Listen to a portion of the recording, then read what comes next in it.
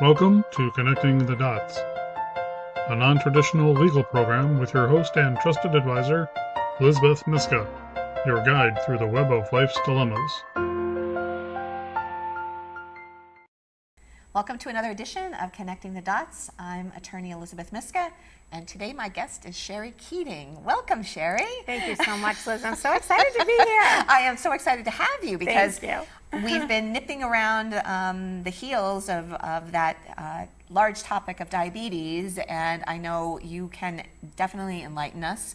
So tell us a little bit about yourself, your background, and all of your endeavors, and about diabetes, too, a more serious subject. Yes. Okay. First, I'm a registered nurse. I've been a nurse for 35 years, and I've specialized in cardiovascular disease and diabetes. So I've worked in different areas from ICU to cardiac rehab to telephonic diabetes nurse to starting a diabetes education program and a cardiac rehab program. And I actually started a company called Diabetes Care with a K Consulting.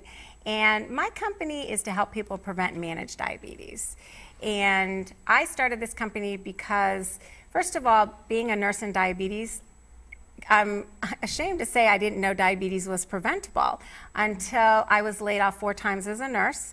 And then I became a certified diabetes educator, and I was kind of Googling. You're going to laugh, but I was actually on Google saying, what can you do as a diabetes educator without getting laid off? Because I had been laid off so many times, and this little ad, it's interesting how Google brings your interest into little ads when you're Googling, and so I saw a little ad for the diabetes prevention program, and I thought, I wonder what that is. So I actually researched it, and then I took the course. It's a 2-day course, and I became a CDC National Diabetes Prevention Program lifestyle coach.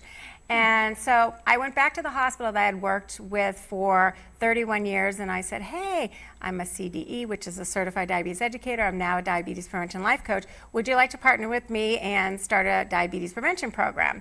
We have this huge epidemic of pre-diabetes. And in fact, we have over 84 million people, and 90% are unaware. So my goal was to actually start a program and to educate people on the simple lifestyle changes that you could start today and reduce your risk of developing type 2 diabetes by 58 to 71%. Wow. So they weren't quite ready to do that. So I said, you know what?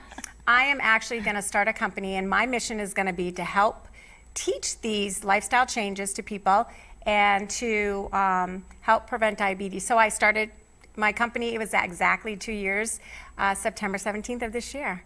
Wow. And it's kind of evolved, and at this point, I'm on track to deliver about 50 programs a year. I offer CEU, which is continuing ed credits for nurses and social workers on helping people prevent and manage diabetes. And I also offer community programs to organizations, caregivers, residents to help them also prevent and manage diabetes. So I have 18 programs now, and it's been amazing, amazing journey. Why diabetes? Why?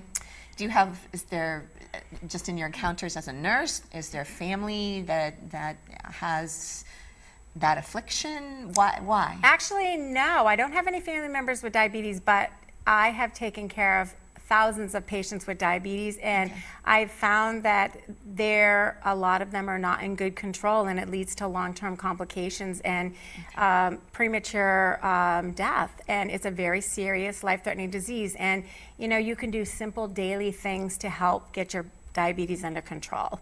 But even more important than that is we can prevent diabetes. And I think that my company's goal is to increase awareness of the epidemic that we have and to provide the important, valuable education to people to help them even prevent diabetes. And that's where we have to start. Let's prevent diabetes. And, I try to help people with diabetes to prevent the complications, but we can prevent diabetes, and I don't know that people know that. Right. Well, is it, and again, I need to be educated, is diabetes more of a lifestyle? In other words, by not having good habits, eating habits, or nutrition, or exercising? Are we more predisposed because of our societal problems? Absolutely, that is a big factor. our genes, genetics is a factor as well, but there's different types of diabetes. There's type 1 diabetes where that used to be juvenile diabetes, and it was affected younger children, and we call that type 1 diabetes now, not juvenile diabetes. And the pancreas doesn't make any insulin, so they go on insulin. Type 2 and that's about 5% of people with diabetes. And then we have 90 to 95% of people that actually have type 2 diabetes, and that is a lifestyle related, mostly related to lifestyle, obesity and lack of regular exercise are the two main problems associated with type 2 diabetes. So in type 2 diabetes, we're making insulin, but we're not able to use it properly. And so we develop elevated blood sugars. And those elevated blood sugars actually affect the small and large blood vessels. So they affect eye, kidneys, and nerves. And so we end up with chronic complications. And the sad thing is, a lot of people don't know they have type 2 diabetes until they already develop a complication, because our body compensates for so many years and overproduces insulin. And so because of that, it actually burns out the cells that make insulin. So a lot of people need to go on insulin when they're diagnosed, and they already have complications because they've had years of elevated blood sugars. So prevention is the key. So I remember being at a conference an eye conference in Washington, D.C. This is probably 5 years ago.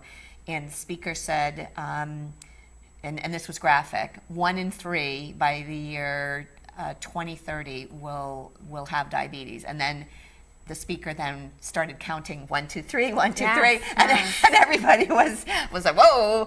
And I know that there are people that have a predilection maybe, or pre-diabetes. In other words, could you prevent it if you are on the spectrum of if you continue on in this modality, you are going to more than likely develop diabetes.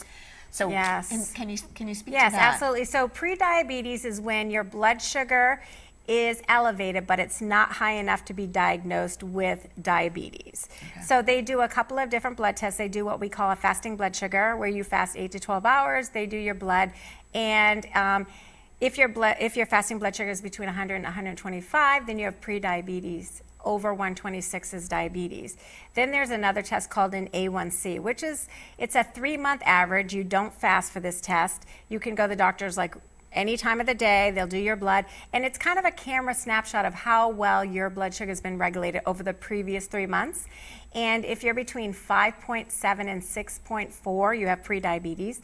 And if you're over 6.5, you have diabetes. So if you're in the pre-diabetes range, if you change your diet in terms of watching your saturated fat, and you exercise 5 days a week, 30 minutes, which is about 150 minutes a week, you can lower your risk of type 2 diabetes by 58 to 71%.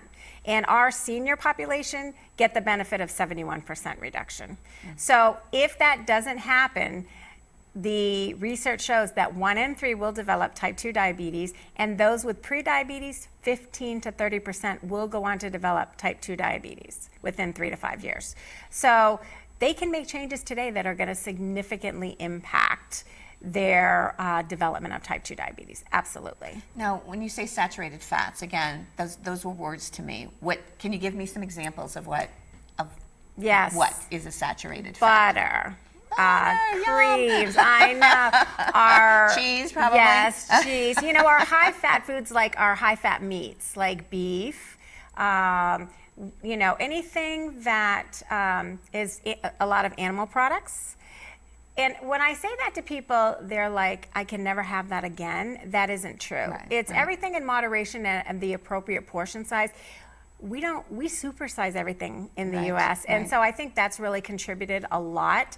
And I think the way we live our life today, it's so fast-paced, and it's very difficult to have a regular exercise routine, and everyone's going, all of these different directions, and it's really hard. But Self-care is extremely important, and you have to make the time. The research actually shows, remember I said 5 days a week for 30 minutes of exercise? You actually can do 10 minutes of moderate exercise 3 times a day and still get the same benefit as a 30-minute workout. So everybody has 10 minutes 3 times a day. You know, you have breakfast, lunch, and dinner. You have, before you go to work, you could do a 10-minute moderate walk.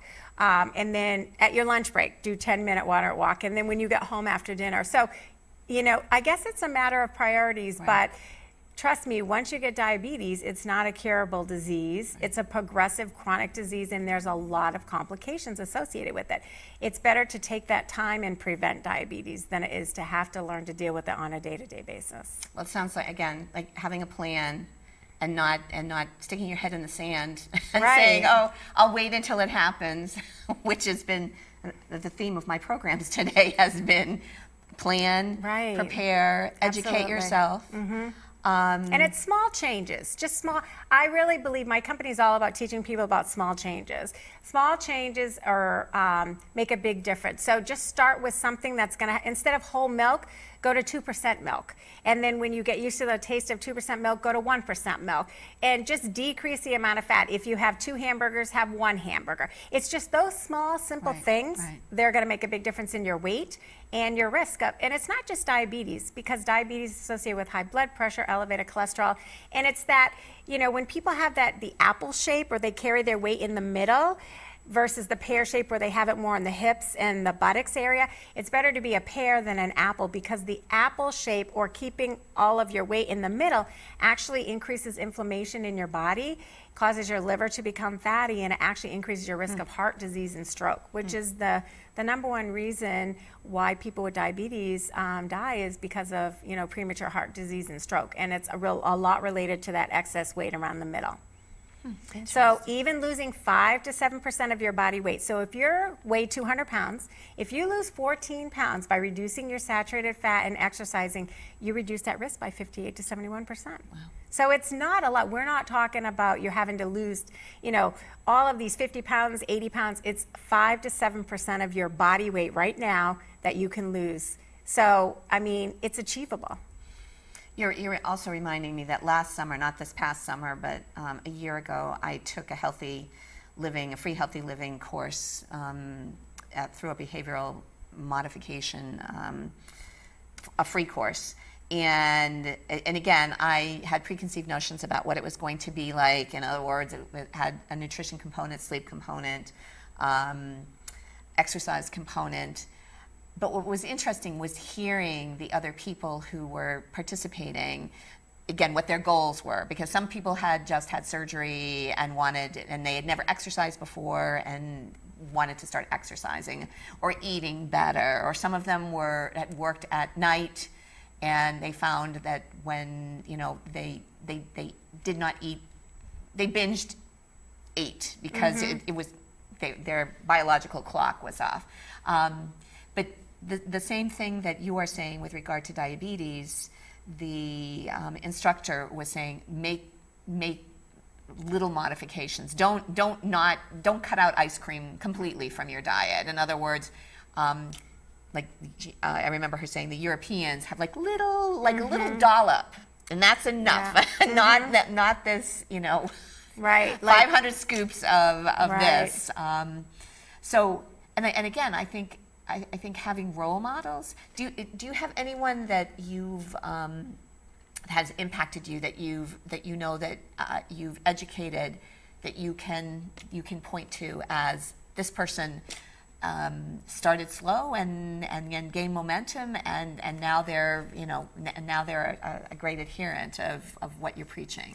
Well, I actually don't see clients one-on-one, so I don't have clients. I mean, I've worked with patients in the hospital that have totally changed their life. And you know what?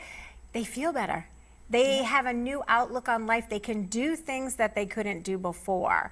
And so I think my own personal experience drives me. I had a very rare cancer, and my cancer, I had a 50% chance of dying from my cancer. And it gives you a whole different outlook on life. And I tell people in my classes, because I always bring up my story, and I hope that my story will help motivate people, is the fact that I ate healthy and exercised prior to getting sick. And so I feel like I couldn't have endured what I had to endure had I not had good health behind me. And so, you know, I guess it's really a priority. We have to prioritize in taking care of ourselves. And I know that a lot of people are busy and they have kids and jobs and they have other people that they care for, but you're no good to them if you're not healthy yourself. And I can tell you, if you don't have your health, boy, what a major impact on your life. And I'm happy to say that, you know, they gave me a 50% chance of dying, and I'm celebrating 10 years on September 17th. And I just credit really God first, because I really believe that He has had a huge impact in my life, but also the fact that I make it a priority. And do I 100% eat everything I'm supposed to do? No. But you know what? I think you can indulge, but instead of having a whole half a pecan pie at Christmas, I have a small slice. So I don't deprive myself, but I also think about my portions. And I really think that if people just cut down their portions and don't do anything else, they're going to see their weight change, and then they can add the next step. So I think portions is a really huge thing that people can start with, and then making sure that they don't skip meals, because I know a lot of patients that I used to work with in the hospital used to say, well, I want to lose weight so I don't eat breakfast. But really, I had a dietitian who once taught me this analogy, and I tell everyone that I talk to about healthy eating this analogy. It's pretty interesting. You're out in the woods and you have a cabin, and your only source of heat is a wood stove. So you get up in the morning and it's a cold winter day, and so to stay warm, you would start your wood stove, and then every few hours you're going to add some more wood. Well, you know, think about your body having a wood stove, and it's our metabolism, and we have to feed our metabolism first thing in the morning, and we have to feed it regularly every few hours in order to make it work for us. So skipping a meal is going to do the opposite, because it's like our body's saying, I don't know when the next meal is going to come. I need to hold on to those calories. And it really yo-yos your blood sugar, whether you have diabetes or not. So it really is it's a good thing to remember when you eat, how much you eat, and what you eat is really going to impact, and then adding the exercise component. And it really does make a huge difference in your risk of diabetes and heart disease and cholesterol and blood pressure and a lot of other medical problems that are associated with being overweight and not exercising. Wow. But you're saying you always were cognizant of, of what you put in your body. I think as a nurse, because working with people that have diabetes and heart disease, how can I say to them, you should change your eating habits and exercise if I'm not doing what I have to believe what I'm teaching them. Personally, for me, I have to believe that. And so if I'm not doing that, I don't feel credible. So that's just a personal thing, and I know the importance because I teach it. So, and when I had cancer, it really proved to me that being healthy, because you never know when you get a call that will change your life like I did, and what you have to go through. So if you're healthy already, it's going to make a big difference. Yeah. I know that because I attended one of your presentations, that there's another diabetes, but I don't know about. I know you're writing a book, so I don't know if the book is related to your diabetes care consulting, or whether it's related to your father and what his plight was, or so I want to give you an opportunity to talk about your book. Okay. Yes, I am writing a book. Thank you for asking. It's called The Life-Changing Power of Your Why. And it's my personal story from the day that I got the call that I had this very rare cancer. I had been remarried.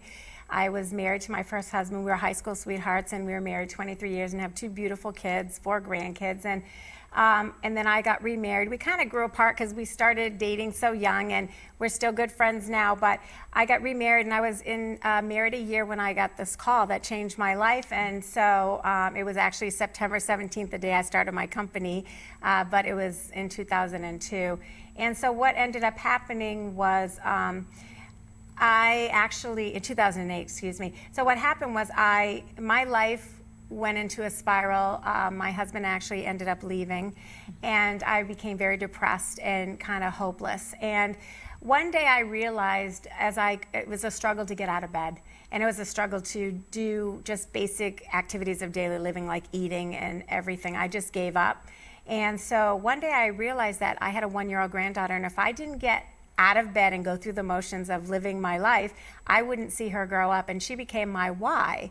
And so I decided to write a book, and so when I speak, I always share my why, because sometimes it's hard, not sometimes, all the time, it's hard to make lifestyle change, especially if you're, older and you've done something a certain way your whole life. And so sometimes you need a reason. And for me, my why was my granddaughter. And I got out of bed every day because I wanted to make myself go through the motions to live for her. And so she became my why, and she became a very powerful force in getting me to where I am today. So my book is really about that call, that day, and everything I've been through since my start of my spiritual journey, and how God has changed my life, and how I started this company and how it's changing my life. And I'm remarried now, and how God brought me this incredible person in my life, and how I'm blessed to see all the things I've seen my son become a police officer and pin his badge on him. And I've seen my daughter and all of my grandkids being born, and seeing them go through their milestones, and have my dad die in my arms. So I can tell you that your why is a powerful tool. And when you're trying to make these simple lifestyle changes, like watching your diet and exercising, if you find your why, write it on a piece of paper, keep it in front of you every day, remind yourself why you're doing this. It will change your story, and I believe your why can change your story because I've lived it and I know it. And so my book draft is done, and I hope to self-publish next spring. So wow, that's I'm incredible. excited. That, and how empowering. How empowering. And for that. you know what? I believe when I speak, I use my story because people relate to stories and personal struggles. And I don't want people to think that I just, came upon this. I've worked really hard to get here today, and just to live.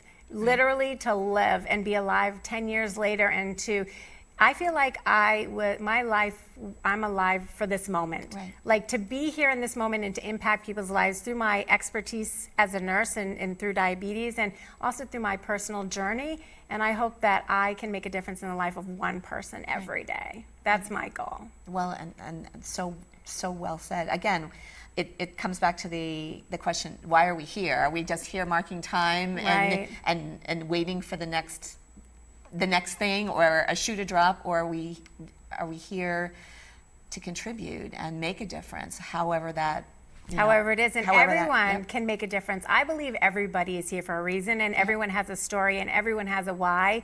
And use that why to change your story, because it can be an amazing journey, as I've lived. as you've Oh my experienced, goodness, as it's you've been experienced. amazing. I'm truly blessed. Wow. So I Yeah. guess this is, and thank you for sharing that. And but I want you to mention the type 3 diabetes. Yeah. So diabetes is caused by insulin resistance, and that's when your body makes insulin, but it's not able to use it properly, and so your sugar doesn't go into the cells where it's supposed to go and be used properly. It circulates through your bloodstream and goes to those small blood vessels like your eyes, kidneys, and nerves. And now what they're finding, and Brown University has been doing some research, and what they believe is insulin resistance of the brain leads to all the hallmark signs and symptoms of Alzheimer's disease.